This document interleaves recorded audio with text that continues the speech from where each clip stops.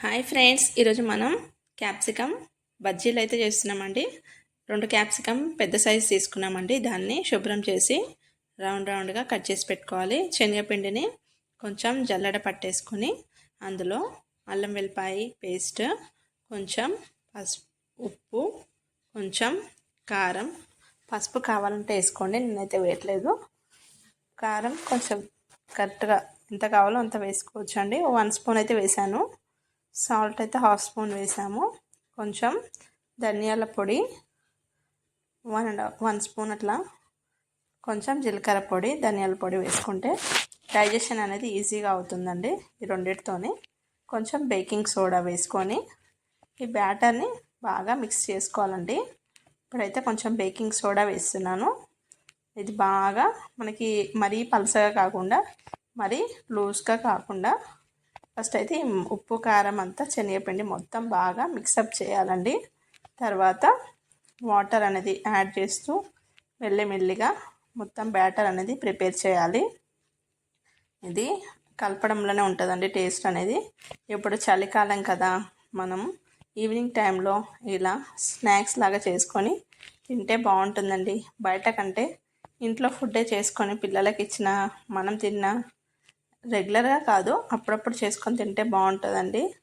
ఇలా మొత్తం కొంచెం వాటర్ అయితే వేసుకొని బాగా మిక్స్ చేసుకోవాలి. క్యాప్సికమ్ని అయితే నేను రౌండ్గా కట్ చేసాము. ఇది టేస్ట్ కూడా బాగుంటుందండి. ఒక్కసారి ఇలా కూడా ట్రై చేసుకుంటే బాగుంటుందండి. ఇలా కొంచెం వాటర్ చూసుకుంటూ, ఎక్కువైతే కొంచెం పిండి అయితే పక్కకు పెట్టుకోవాలండి. మరీ ఎక్కువైతే మనం మళ్ళీ పిండి కలిపి వేసుకోవచ్చు. కొంతమంది కారం వేయరండి, మేమైతే కారం కంపల్సరీ వేస్తాము.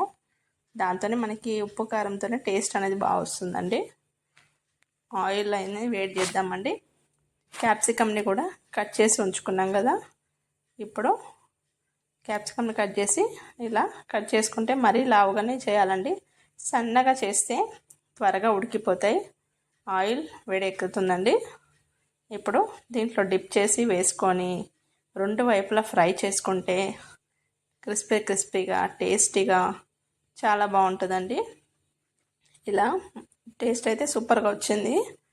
ఇలా మీరు కూడా ట్రై చేసి వేడివేడిగా సర్వ్ చేసుకొని తింటే యమ్మీగా ఉంటుందండి.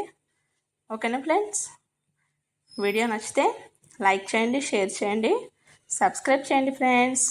చాలామంది సబ్స్క్రైబ్ చేస్తున్నారండి, వాళ్ళందరికీ చాలా ధన్యవాదాలండి. ఓకేనా ఫ్రెండ్స్, మరొక వంటతో మీ ముందుకైతే వస్తానండి. Bye, have a nice day, see you soon, bye.